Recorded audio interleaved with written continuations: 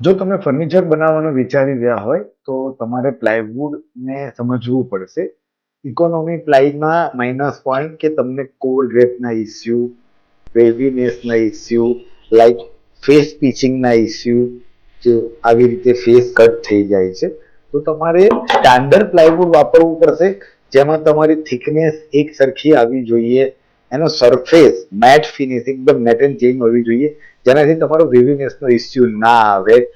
Face સારો હશે તો તમારી ઉપરની લેમિનેટની સ્ટ્રેન્થ વધી જશે. તો ઇકોનોમી પ્લાય અને સ્ટાન્ડર્ડ સારી કંપનીનું પ્લાય, આ બંનેમાં ફરક એ છે કે તમારી ફર્નિચરની લાઈફ વધી જશે.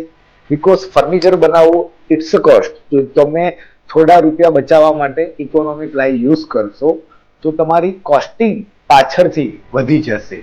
એટલે પ્લાય સિલેક્ટ કરવાના સમય ઉપર તમારે ધ્યાન રાખવું જરૂરી છે કે તમે કયા કેટેગરીનું પ્લાય લઈ રહ્યા છો. Thank you so much. વધારે જાણકારી માટે પેજ ફોલો કરો એમપીએલ.